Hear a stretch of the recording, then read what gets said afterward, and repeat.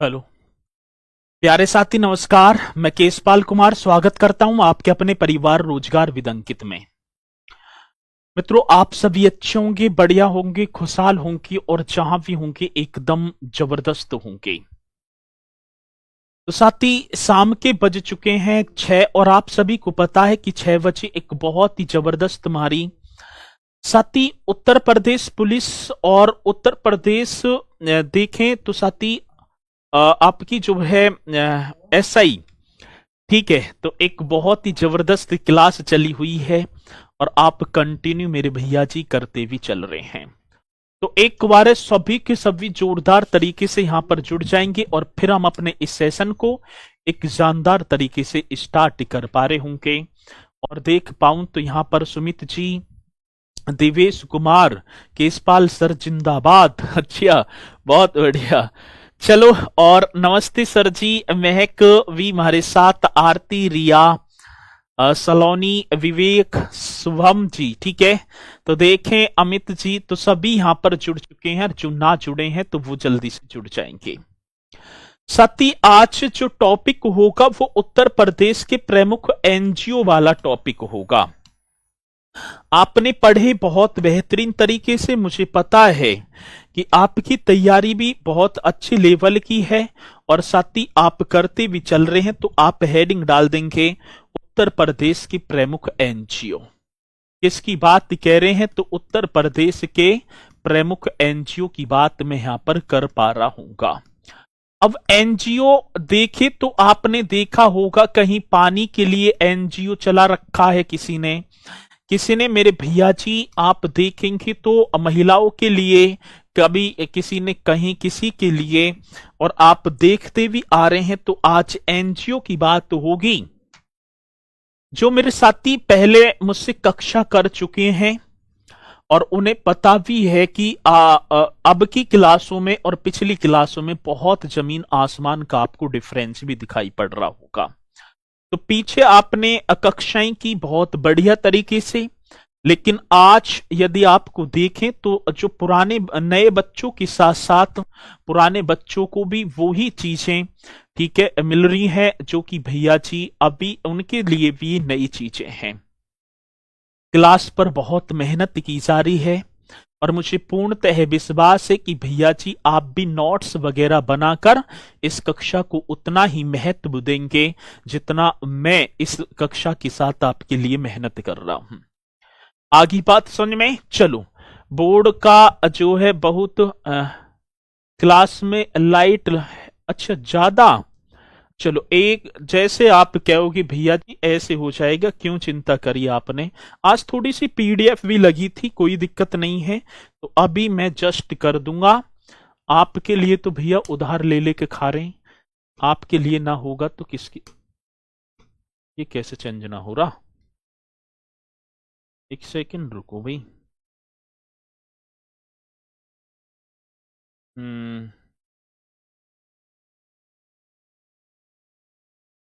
Change कैसे नहीं हो रहा कलर।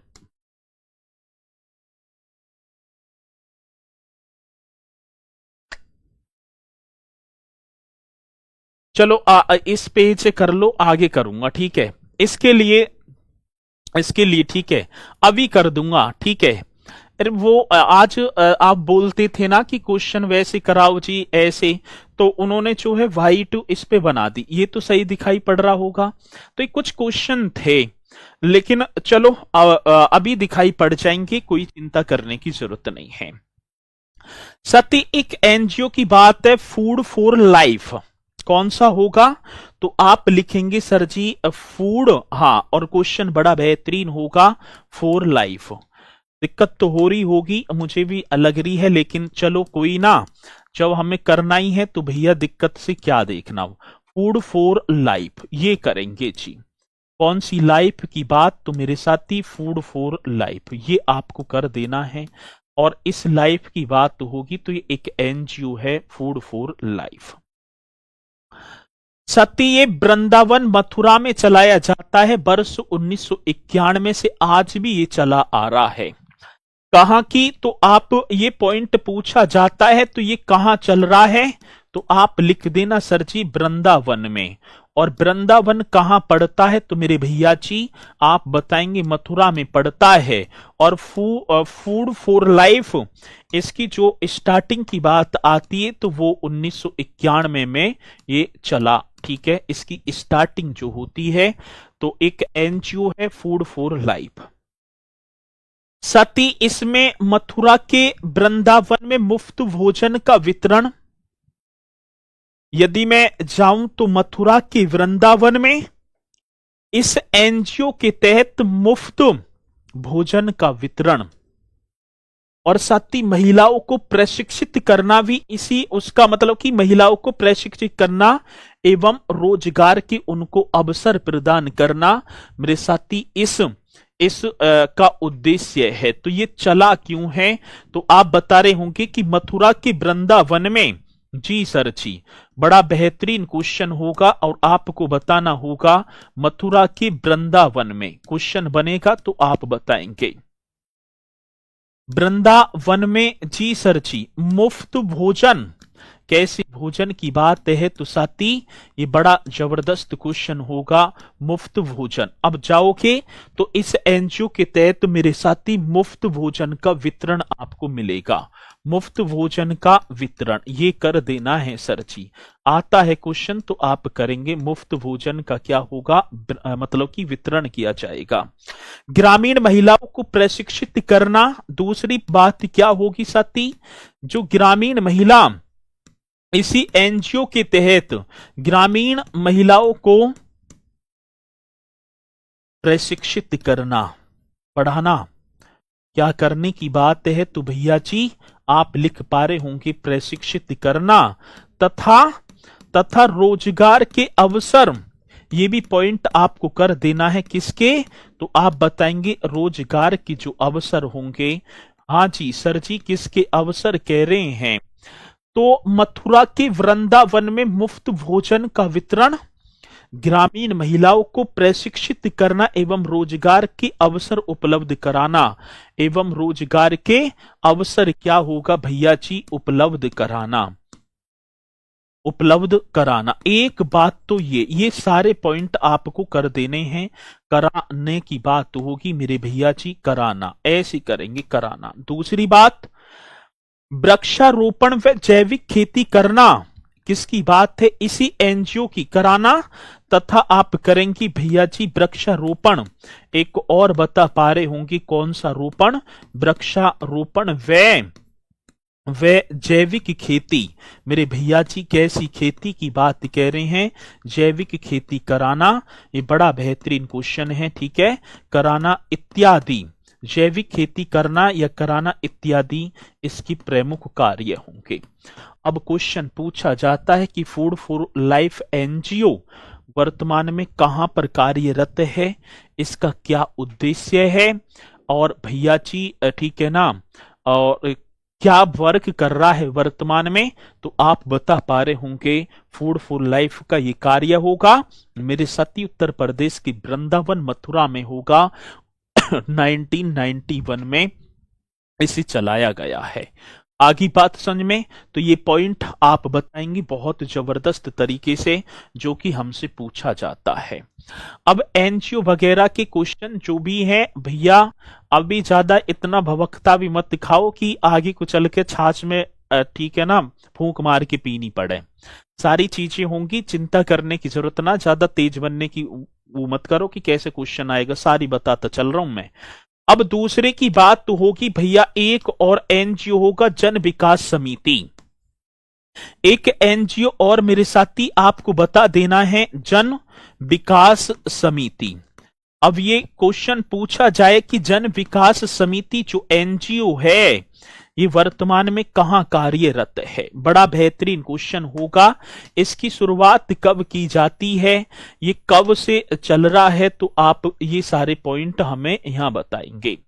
जन विकास समिति की बात तो होगी मेरे साथी, ये वाराणसी में चल रहा है। कहां तो भैया जी आप बता देना वाराणसी में। आगे बात समझ में। और ये कब से स्टार्ट है, तो आप 1997 एडी कर देना, ईसवी से। भैया जी 1997 से ये जन विकास समिति चल रही है और उद्देश्य दूर दराज के ग्रामीण व आदिवासी क्षेत्रों में विकलांग बच्चों और युवाओं के लिए पुनर्वास सेवाएं प्रदान करता है। आज इसकी बात होगी तो मेरे साथी आप बताएंगे जो दूर दराज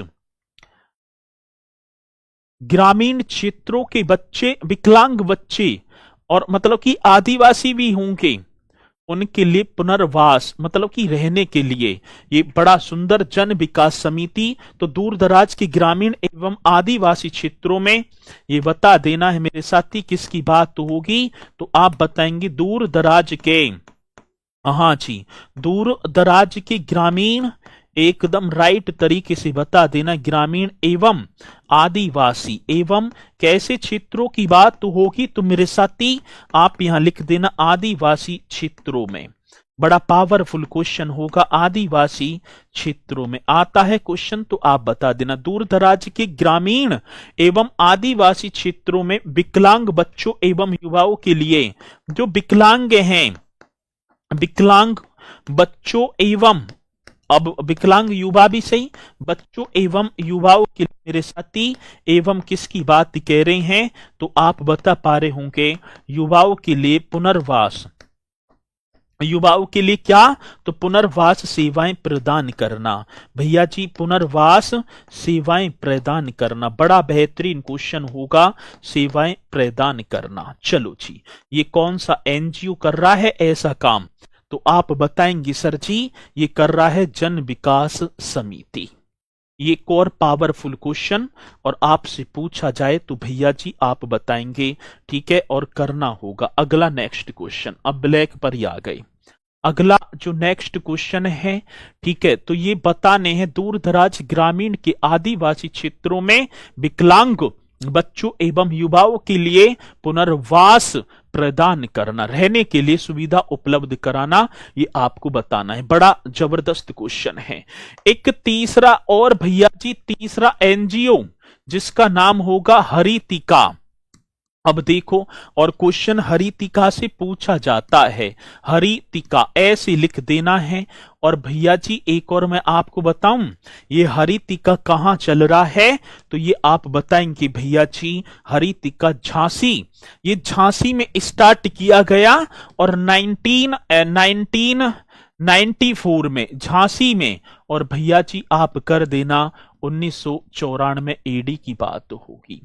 कब की बात, तो मेरे साथी 1994 ईस्वी की बात है, झांसी में चल रहा है। क्यों ये हरितिका एनजीओ क्यों चला है, तो बुंदेलखंड में पानी की कमी वाले क्षेत्रों में, या बुंदेलखंड के पानी की कमी वाले क्षेत्रों में क्रांति लाना। मेरे साथी क्या लाना है, तो आप बताएंगे क्रांति लाना। बड़ा जबरदस्त क्वेश्चन। ये पानी की जो पानी है ना, पानी कमी, जहां पानी बुंदेलखंड है, देखेंगे पहाड़ी एरिया वगैरह है, और जिस क्षेत्र में पानी की कमी है उस क्षेत्र में भैया जी रेड आ रहा है। इसे करवा दूंगा, आज थोड़ी सी दिक्कत है, से मत लिखो सर। अच्छा ऑरेंज से अब ना लिखूंगा।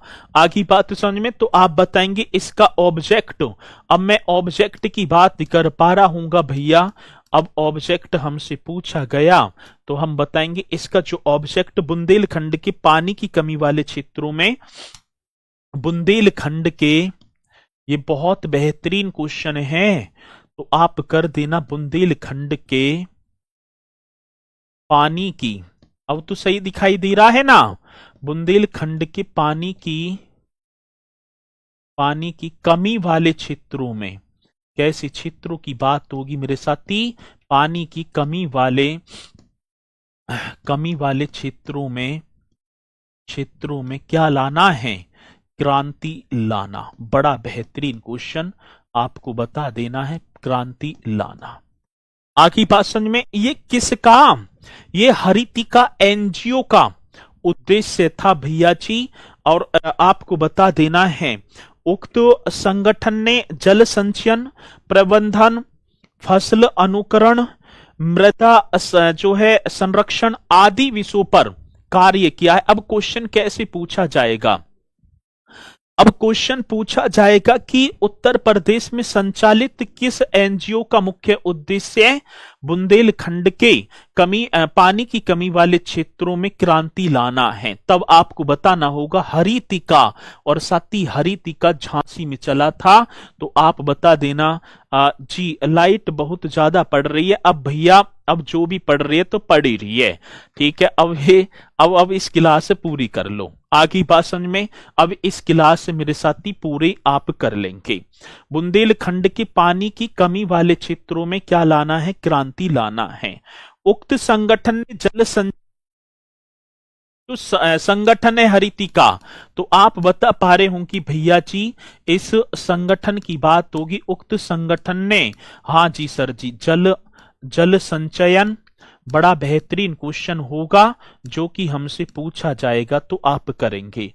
मतलब कि एक तो जल संचयन, प्रबंधन, फसल अनुकूलन, ये भी कर देना भैया जी। प्रबंधन एक हो गए, प्रबंधन एक मेरे साथी, फसल अनुकूलन एक कौन से अनुकूलन की बात होगी तो आप यहां कर पा रहे होंगे फसल अनुकूलन आता है क्वेश्चन। तो जल प्रबंधन, फसल अनुकूलन, मृदा संरक्षण और वनीकरण से, ठीक है ना। एक और लिख देना मृदा संरक्षण एवं मेरे भैया जी वनीकरण से संबंधित। आज कौन सी करण की बात होगी तो आप लिखेंगे वनीकरण से संबंधित। बड़ा पावरफुल क्वेश्चन है, पूछा जाता है तो आप बता पा रहे होंगे, ठीक है। तो उक्त संगठन ने जल संचयन, प्रबंधन, फसल अनुकूलन, मृदा संरक्षण एवं वनीकरण से संबंधित स्थायी परियोजनाओं पर तत्परता से काम किया है, ठीक है। तो ये वनीकरण से संबंधित स्थायी परियोजनाओं पर, कैसी परियोजनाओं की बात होगी तो आप लिख पा रहे होंगे परियोजनाओं पर, ये कर देना है। स्थायी परियोजनाओं पर तत्परता से, परियोजनाओं पर, ठीक है ना, जो तत्परता से कार्य किया है, ठीक है ना, इन पे भी कार्य किया है। तो ये भी पॉइंट आपको बता देना है। आगे बात समझ में। चलो जी, अब ये हरितिका एनजीओ का कार्य होगा सर जी। कौन से एनजीओ की बात तो होगी? हरितिका। ये पॉइंट बड़ा बेहतरीन है। एक साथी गुड़िया इंडिया, एक और एनजीओ आता है और उस एनजीओ का नाम बताऊं क्या है? गुड़िया इंडिया। ये एकदम आपको बताएंगे। एक एनजीओ और होगा और जिसका नाम होगा भैया जी गुड़िया इंडिया। इसे भी आप कर पा रहे होंगे। अब ये गुड़िया इंडिया जो एनजीओ है, ये कब स्टार्ट हुआ, कहां हुआ? तो ये वाराणसी में स्टार्ट होता है और वर्ष की बात तो होगी तो मेरे साथी 1993 में। गुड़िया इंडिया आप कर देना 1993, एकदम करेक्ट आंसर होगा। और भैया जी आप बताएंगे अब इस गुड़िया इंडिया की,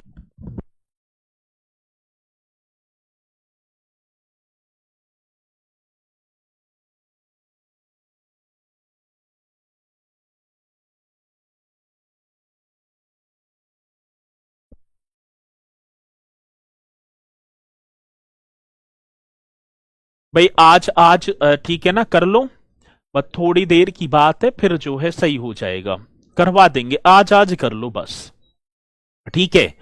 हाँ गुरुजी आप और आपकी बात दोनों ही न्यारी है। अच्छा आज कर लो बस, फिर कल ये दिक्कत ना होगी। अब आध घंटा से तो हो ही गया भाई, 20 मिनट तो होगी और 20-30 मिनट की बात है, ठीक है। फिर कोई दिक्कत ना होगी। आज गुड़िया इंडिया, इसका ऑब्जेक्ट महिला व बच्चों की तस्करी एवं यौन शोषण को समाप्त करना। आपने देखा होगा कि जो महिला एवं बच्चों की जो तस्करी होती है और जो यौन शोषण होता है, उसे क्या करना है? समाप्त करना। ये इस एनजीओ का कार्य होगा। तो आप बताएंगे भैया जी इसके ऑब्जेक्ट की बात कह रहे हैं? हाँ, इसका जो ऑब्जेक्ट होगा महिला एवं बच्चों की महिला ऐसे लिखेंगे महिला एवं मेरे साथी महिला एवं बच्चों की तस्करी, बच्चों की क्या होगी? तो भैया जी आप बताएंगे तस्करी की बात होगी। महिला एवं बच्चों की तस्करी तथा तथा यौन शोषण को, एक नाम और आपने पढ़ा होगा भैया जी, यौन शोषण को समाप्त करना। यौन शोषण को क्या कर देने की बात है? तो आप लिखेंगे समाप्त करना। बड़ा पावरफुल क्वेश्चन, ये किसका होगा? तो गुड़िया इंडिया, जो कि वाराणसी में एनजीओ चला 1993 में, और साथ ही मतलब कि क्या करना है? महिला व बच्चों की तस्करी एवं यौन शोषण को समाप्त करना। एचआईवी एड्स के नाम पर यौन पर्यटन एवं आपने देखा होगा एचआईवी और या एड्स के नाम पर यौन पर्यटन एवं भेदभाव को भी समाप्त करना इस एनजीओ का मुख्य उद्देश्य रहता है। आगे बात समझ में, तो आप लिखेंगे भैया जी एचआईवी एक और समाप्त करना, तथा ये करेंगे तथा एचआईवी और क्या होगा भैया जी? एड्स। ठीक है, ये कर देना है। तो आप बताएंगे गुड़िया इंडिया की बात है तो एचआईवी और एड्स के नाम पर, एड्स के क्या होगा? तो भैया जी नाम पर यौन शोषण, माफी चाहूंगा, यौन पर्यटन, यौन क्या होगा? पर्यटन। बड़ा बेहतरीन क्वेश्चन है, पूछा जाएगा। एवं भेदभाव को भी समाप्त करना। भैया जी आप बता पा रहे हो, एवं भेदभाव को भी समाप्त करना। आगे बात तो समझ में, भेदभाव को भी समाप्त करना, इस तरीके से आपको बताना होगा। ठीक है, अब ये गुड़िया इंडिया साथी कौन सा एनजीओ है? गुड़िया इंडिया, जो वाराणसी 1993 में चला था। चलो इसी के साथ भैया जी एक और होगा अभिनव, क्या हो गए? 4। एक और आप बता पा रहे होंगे पांचवा, और पांचवा कौन सा होगा? अभिनव। एक और एनजीओ संस्था है अभिनव, जो मुजफ्फरनगर में चली थी। ठीक है भैया जी कहां की बात होगी? तो आप बताएंगे ये मुजफ्फरनगर में। तो अभिनव की बात आती है तो साथी आप लिख देना ये चली थी मेरे भैया जी मुजफ्फरनगर। बड़ा बेहतरीन क्वेश्चन होगा जो कि हमसे पूछा जाएगा। अब ये आपकी हो गई मुजफ्फरनगर। अब ये किस उद्देश्य से अभिनव की बात तो होगी भैया जी, इसका क्या ऑब्जेक्ट होगा? ये भी हमसे पूछा जाता है। अब बात आती है अभिनव, नोट करते चलेंगे, बहुत महत्वपूर्ण क्वेश्चन है। स्वच्छता और पेयजल के संबंध में लोगों को जो जागरूकता प्रदान करना। एक तो स्वच्छता एवं पेयजल, जो पीने योग्य जो जल होता है, क्या होता है? तो मेरे साथी पेयजल, उनके लिए लोगों को जागरूक करना इस एनजीओ का कार्य, और जो कि मेरे साथी ये मुजफ्फरनगर में चल रहा है। तो आप बताएंगे स्वच्छता और पेयजल के संबंध में किसके संबंध की बात है? तो आप यहां लिख पा रहे होंगे स्वच्छता एवं पेयजल के संबंध में।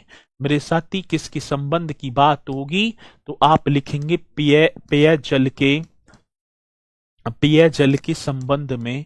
बड़ा पावरफुल क्वेश्चन होगा जो कि हमसे पूछा जाएगा, और आपको करना है संबंध में इस तरीके से कर देना है। तो स्वच्छता एवं पेयजल के संबंध में लोगों को, ठीक है ना, जागरूक करना, लोगों को क्या कर देना है? तो ये कर देना लोगों को जागरूक करना। आगे बात समझ में, जागरूक करना ये कौन से एनजीओ का कार्य है, कौन से एनजीओ का मुख्य उद्देश्य है?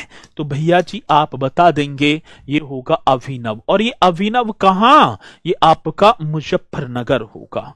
आगे बात समझ में, साथी क्वेश्चन पूछा जाता है, जब पूछा जाएगा तो आप बताएंगे। ठीक है, और इस तरीके का क्वेश्चन आएगा। यौन शोषण क्या होता है सर बताओ? कोई कह रहा तस्करी। कैसे तुम विदेश में रह रहे हो? ए भैया ये छोटी छोटी चीजें भी बतानी पड़ेंगी। जी तस्करी क्या होती है, यौन शोषण क्या होता है। आपने यौन शोषण की बात आई है तो जो बाल्यावस्था में होते हैं शोषण, एक आर्टिकल आप पढ़ेंगे भी 23 और 24 में बच्चों के शोषण के विरुद्ध अधिकार, छोटे बच्चे होते हैं, 14 वर्ष से कम आयु के बच्चे, आपने देखे होंगे कारखाने, किसी ढाबे, किसी खोखा वगैरह पर कार्यरत होते हैं, उनसे प्लेट मंजवाई जा रही हैं, जो उनकी पढ़ने लिखने की उम्र है, तो उनका यौन मतलब बाल्य अवस्था है, उनका शोषण हो रहा है, इसे हम बोल देंगे यौन शोषण। और तस्करी करना, भैया जी तस्करी का मतलब है कोई बच्ची उठाई, कोई महिला जो है बहकावे में लाकर कहीं जाकर बेच दी, ये तस्करी हो गई। ये छोटी छोटी सी चीजें हैं, मुझे तो ना लगता कि भैया आप जो है सिक्किम से ही हैं, सबे पता होगी कि ये यौन शोषण क्या होता है, बच्चों का शोषण, छोटे छोटे बच्चे से कार्य करवाना, उन्हें पैसा ना देना, ये हो गया। वैसे तो प्रतिबंधित है, ठीक है। चलो, तो ये सारी चीजें हैं, ये छोटी छोटी चीजें यदि आपके सामने में डिस्कस करता चलूंगा तो अच्छा सना, तो फिर वो कहाँ चले गए, वो सामाजिकता कहाँ रह गई। अब हर चीज छोटी छोटी सी, मुझे भी ना लगता कि भैया, मुझे तो यही था कि पता होगी, और आपने भैया जो है ना पता सर जी, ना पता, तो ये भी चलो अब तो पता चल गई, पता चल गई होगी। चलो जी, एक मेरे साथी आपको करना है उड़ान इंडिया ना उड़ान सोसाइटी, एक और एनजीओ होगा जिसका नाम होगा उड़ान सोसाइटी। बड़ा बेहतरीन क्वेश्चन, और भैया जी आप इसे भी कर पा रहे होंगे, उड़ान सोसाइटी जी। चलो भैया जी, एक और उड़ान सोसाइटी की बात आती है, और इसे भैया जी एक बात आप लिख देना, 2004 में स्टार्ट किया गया था। कब? 2004 में। जिसके हेडक्वार्टर की बात आती है, साथी कौन सा क्वार्टर्स होगा, तो आप लिख देंगे हेडक्वार्टर्स। अब ये कहां, तो आप बताएंगे भैया जी अलीगढ़ में, ठीक है, आपने पढ़ा भी होगा।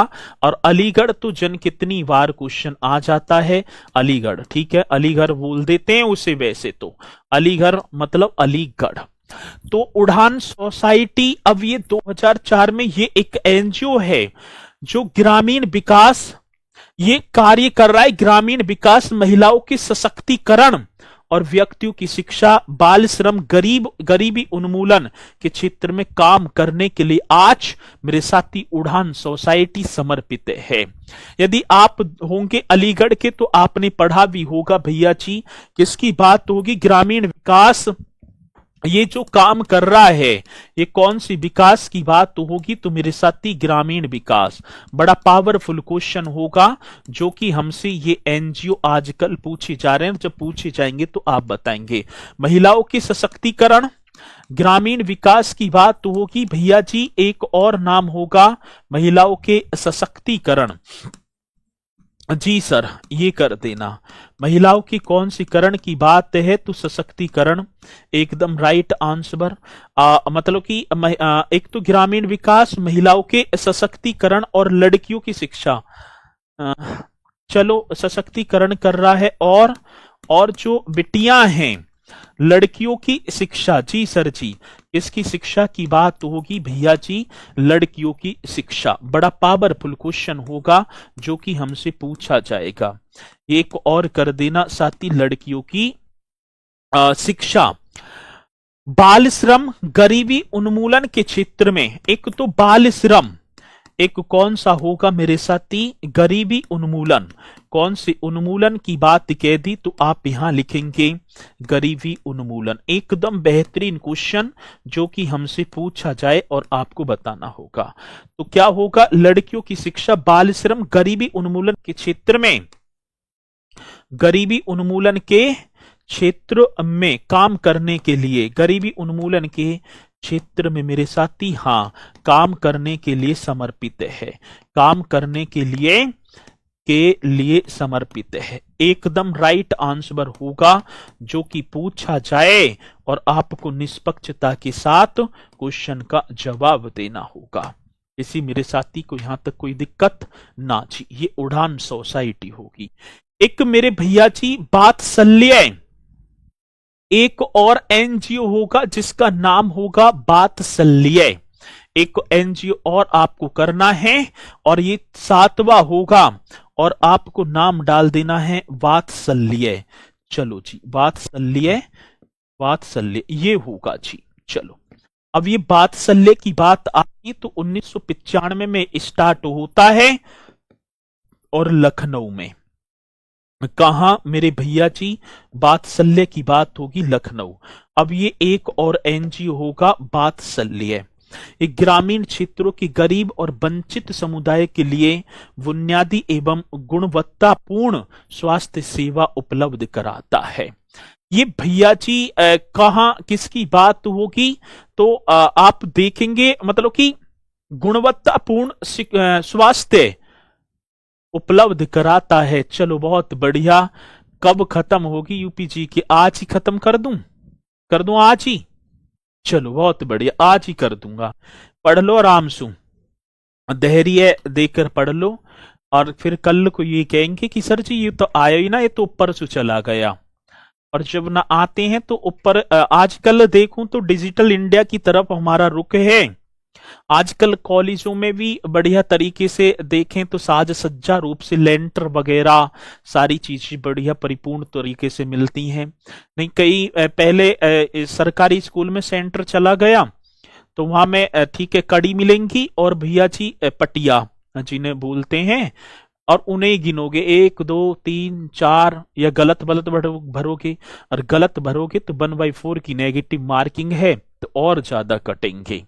तो इन्हें आराम से तसल्ली पूर्वक कर लो, ध्यान दे के। आगे बात समझ में ना रही? चलो जी, वात्सल्य की बात होगी ग्रामीण क्षेत्रों की गरीब और कौन सी क्षेत्र की बात होगी मेरे साथी? आप बताएंगे ग्रामीण क्षेत्र के। अच्छा जी, ग्रामीण क्षेत्र के गरीब और जो वंचित समुदाय के लिए, और आप बताएंगे मेरे भैया जी कैसा समुदाय होगा, तो आप लिख देना वंचित समुदाय। बड़ा बेहतरीन क्वेश्चन है, वंचित समुदाय के लिए ये करेंगे जी। तो ग्रामीण क्षेत्र के गरीब और वंचित समुदाय के लिए बुनियादी एवं समुदाय के लिए मेरे साथी कैसा होगा, तो बुनियादी एवं, ये बड़ा बेहतरीन क्वेश्चन है, गुणवत्तापूर्ण। एकदम भैया जी कौन सा, तो आप बताएंगे गुणवत्तापूर्ण। ठीक है, स्वास्थ्य सेवाएं, तो कैसी सेवाओं की बात होगी? गुणवत्तापूर्ण स्वास्थ्य सेवा सुनिश्चित करना है। स्वास्थ्य सेवा मेरे साथी, सेवा सुनिश्चित करना। एकदम पावरफुल क्वेश्चन जो कि पूछा जाता है भैया जी, करना है। चलो आप इस क्वेश्चन का भी जवाब देंगे, ये आपका होगा वात्सल्य। कार्यकृत की बात होगी तो HIV एड्स के विषय में जागरूकता लाएगा, और किस में कार्यरत है ये? यदि कार्यरत की बात होगी तो भैया जी HIV और एड्स के जो विषय हैं उनमें जागरूकता ये लेकर आएगा। आगे बात समझ में, तो एक पॉइंट ये भी बताएंगे HIV और एड्स के विषय में, एड्स के विषय में क्या लेकर आएंगे, तो भैया जी विषय में जागरूकता। बड़ा पावरफुल क्वेश्चन, आप ही को बता देना है, जागरूकता लाना। ठीक है, तो किसके विषय की बात है, तो मतलब कि एड्स और मतलब कि विषय में जागरूकता। एक तो बात ये हो गई। एक इसका जो किसका, ये वात्सल्य का होगा, बालिका भ्रूण हत्या जैसे जघन्य अपराध के विषय में भी जागरूकता व उचित कदम उठाना। आपने देखा होगा भ्रूण हत्या चरमों पर पहुंच गई थी, तो बालिका भ्रूण हत्या की बात होगी मेरे साथी, इनके बालिका भ्रूण हत्या ऐसे कर देना है जी। बालिका भ्रूण हत्या जैसे जघन्य अपराधों के विषय में, जैसे कैसा होगा भैया जी, जघन्य अपराध ऐसे बता देना है। बड़ा बेहतरीन क्वेश्चन है, जघन्य अपराधों के विषय में जागरूकता लाना। अपराधों के, जघन्य अपराधों के विषय में, जी सर जी, विषय में जागरूकता लाना, ये भी आप ही को करना है। जागरूकता लाना वे क्या करेंगे, उचित कदम उठाना, वे उचित कदम उठाना। आगे बात समझ में? हाँ सर जी, ये आपको करना। अब देखो, ये तो हो गए कुछ एनजीओ जो मैंने कराए हैं। अब कुछ एनजीओ तुम्हें करने हैं, और जिनके नाम मैं लिख रहा हूं और अपनी यही कॉपी में ऐड करते चले जाना है। अब कुछ एनजीओ जिनके नाम मैं लिखूंगा, तो भैया जी एक एनजीओ का नाम होगा हम सफर। ठीक है, ये 7 हो गए। आठवां आपको करना है हम सफर। अब मुझे भी बताना कि हम सफर एनजीओ क्या है। बहुत बढ़िया तरीके से एक 9वां होगा साथी एनजीओ। एक तो हम सफर और एक मेरे साथी एनजीओ, और एक 10वां, 10 ही करने, 10 ही है बस। नीड इंडिया, मतलब इस तरीके से कर देना है। क्या होगा मेरे भैया जी? Need India. एक ये आपका ये होगा। अब 7 मैंने कराए हैं और 3 आपको करने हैं।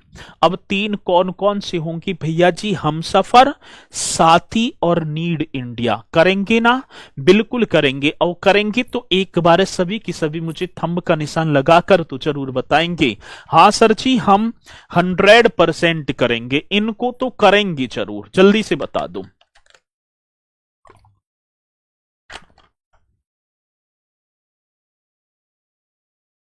चलो भाई, संजय कुमार कह रहे हैं सर जी कितने बच्चे लाइव में कैसे करोगे? करना क्या है तुम्हें, अपने उससे मतलब है, खामू खा में बीच में टांग देना, क्या फायदा है? चलो मैंने बता दी इतने बच्चे, फिर करोगे क्या ये बताओ कि ये करना है जी मुझे।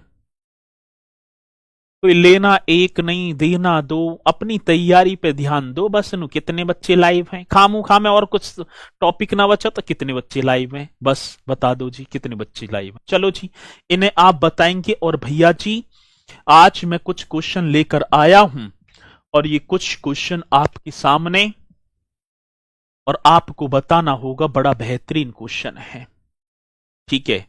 और शायद मैंने ये क्वेश्चन आपको कराए और आपने भी किए थे, और बहुत बेहतरीन तरीके से क्वेश्चन मैंने कराए हैं भैया, मुझे पूर्णतः तो विश्वास है।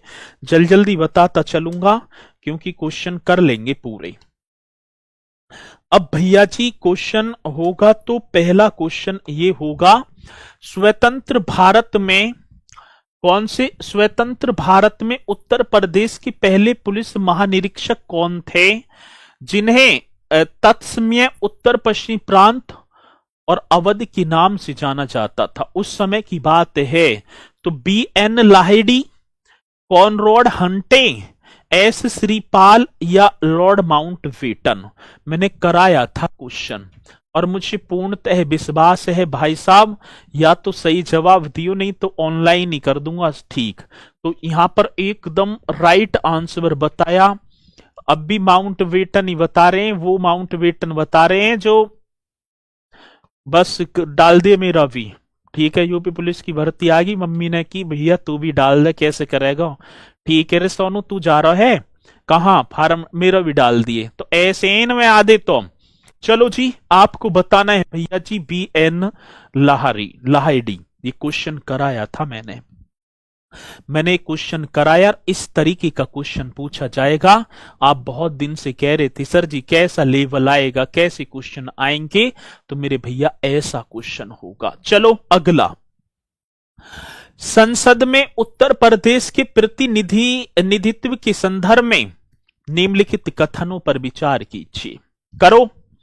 राज्यसभा के लिए उत्तर प्रदेश को 31 सीटें आवंटित हैं, एकदम बात सही है जी। एकदम बात क्या होगी मेरे साथी? एकदम बात राइट है, ठीक है, ये तो बात सही है भाई। राज्यसभा के लिए उत्तर प्रदेश में 31 सीटें तो आवंटित हैं जी। लोकसभा के 80 सदस्य उत्तर प्रदेश से निर्वाचित होते हैं, ये भी बात सही है। तो कहने का मतलब होगा भैया जी 1 और 2। चलो 1 और 2। अब उसी साथी का नाम लूंगा जो सबसे पहले जवाब देगा, ठीक है।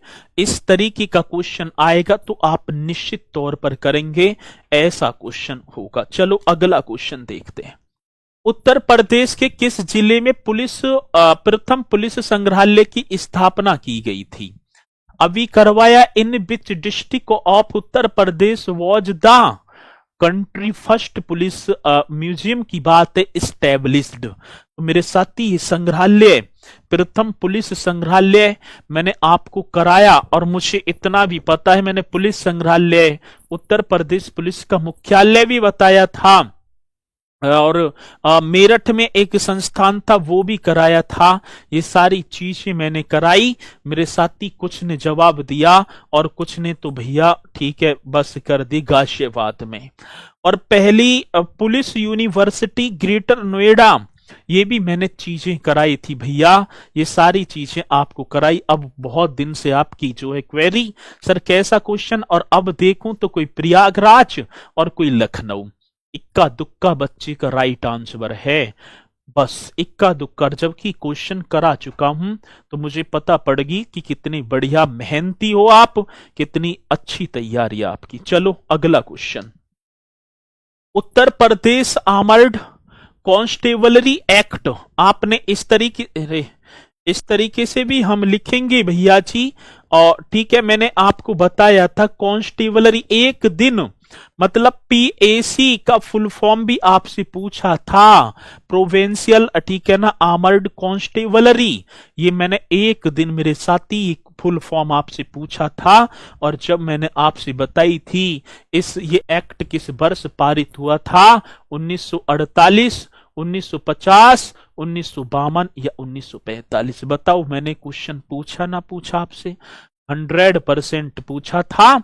लेकिन भैया यहां पर कुछ ही बच्चे इनका सही जवाब है सर जी, आप मेरा तो 1948 कर देना। बहुत बढ़िया, जिस जिस मेरे साथी ने 1948 बताया वो एकदम राइट। अगला क्वेश्चन, पुलिस द्वारा तैयार किए जाने वाले लिखित दस्तावेज एफआईआर का पूर्ण रूप क्या है? What is the full form FIR?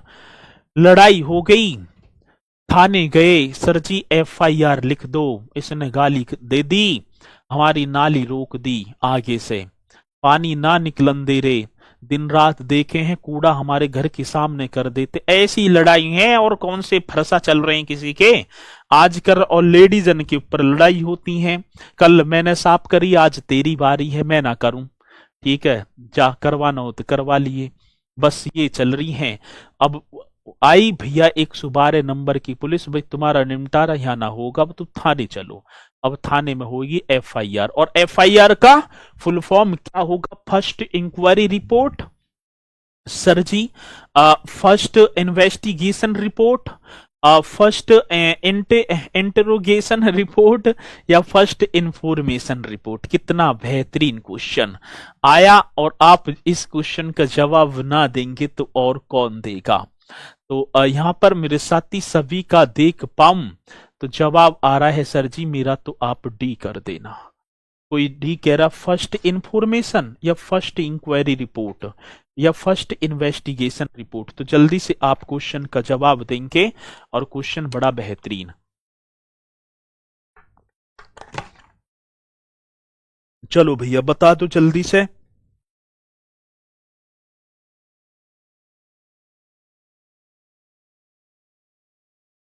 क्यों क्यों कर रहा है?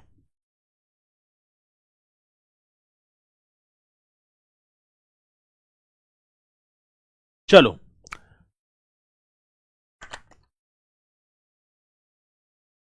तो भैया जी राइट आंसर होगा फर्स्ट इंफॉर्मेशन रिपोर्ट। पहली जानकारी किसने दी है? तो ये आपका फर्स्ट इंफॉर्मेशन रिपोर्ट। अगला क्वेश्चन, उत्तर प्रदेश में किस वर्ष सभी सरकारी कार्यालयों के लिए हिंदी का प्रयोग करना कानूनी तौर पर अनिवार्य कर दिया गया था? और देखो एक उत्तर प्रदेश राजभाषा अधिनियम आता है मेरे भैया जी। उत्तर प्रदेश कौन सा राजभाषा अधिनियम? 1951 आपने पढ़ा भी होगा, और उसके तहत उत्तर प्रदेश राजभाषा अधिनियम 1951 के तहत सभी सरकारी कार्यालयों में 1968 ईस्वी में, जिसने देख लो अब रुक रुक कर जवाब आ रहे हैं। और आज मैंने एक चीज देखी, आज मैं क्वेश्चन लेकर आया, स्ट्रेंथ कम होगी, और आप वो योद्धा हैं जो कि भैया सिलेक्शन वाले हैं। आप ही हो हीरा, मैंने पहचान कर ली आपकी। चलो जी, ये आपने बता दिया। अगला क्वेश्चन, उत्तर प्रदेश राज्य में किसे लोकायुक्त का कार्यकाल सर्वाधिक रहा? अभी कल परसों करवाया क्वेश्चन मैंने, कल परसों भैया जी इस क्वेश्चन को करवाया था कि उत्तर प्रदेश में निम्न में से किस लोकायुक्त का कार्यकाल सर्वाधिक रहा? न्यायमूर्ति मिर्जा मोहम्मद मुतरला हुसैन, न्यायमूर्ति कैलाशनाथ गोयल, न्यायमूर्ति एन के मल्होत्रा। कर देना सर जी। मेहरोत्रा जो 2006 से लेकर 2016 तक थे, ऐसे क्वेश्चन आएंगे। और प्रथम थे न्यायमूर्ति विशंबर दयाल शर्मा। यही क्वेश्चन कराई जी मैंने। अगला क्वेश्चन ऐसे आएंगे, संयुक्त प्रांत के अंतिम गवर्नर जनरल और उत्तर प्रदेश के पहले राज्यपाल एक ही व्यक्ति थे, वे कौन थे? देखो, स्वतंत्र संयुक्त प्रांत के अंतिम गवर्नर जनरल और उत्तर प्रदेश के पहले राज्यपाल न्यायाधीश बीबी मलिक थे, ना जी। कन्हैयालाल माणिकलाल मुंशी, ना। सर मॉरिस गार्नियर हैलेट, ना। होर्मुस फिरोज शाह मोदी, ये थे जी भाई, यही तो थे।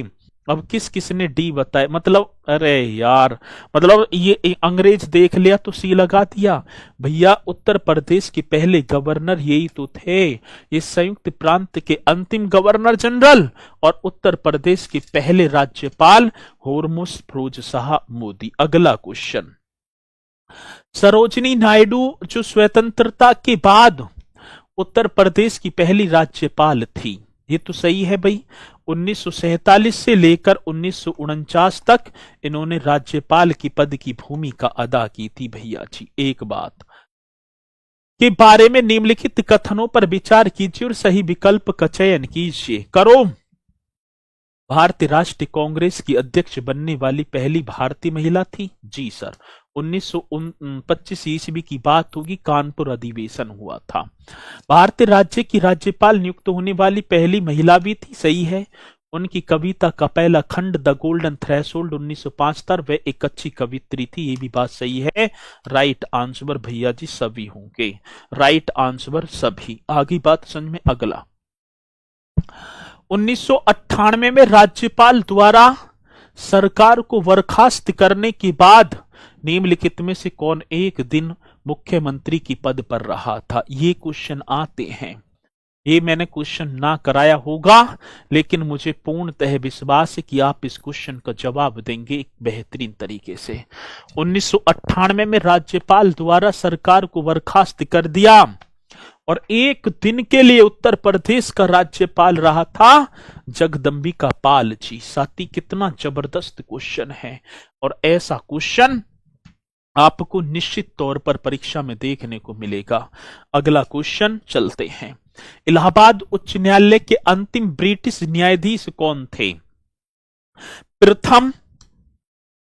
प्रथम की बात तो होगी तो आप बताएंगी सर, ठीक है ना, जो है वोल्टन हैगर, ठीक है ना सर। वोल्टर ही तो थे सर वोल्टर हैगर, इस तरीके से कर देना है। लेकिन यहां के अंतिम पूछा गया एडवर्ड ग्रीमवुड मेयर्स, ये थे जी।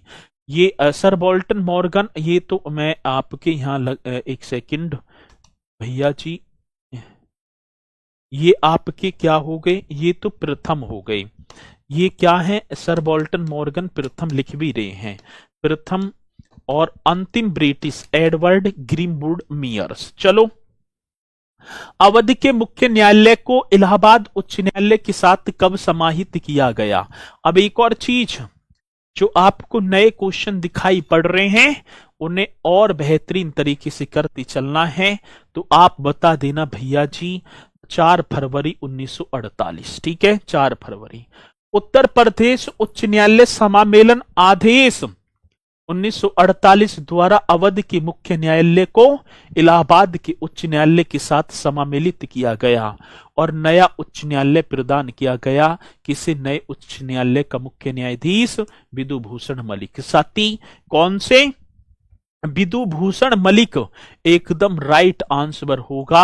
और मेरे साथी आपको बताना है, और ये नया क्वेश्चन है तो आप नोट कर लेंगे।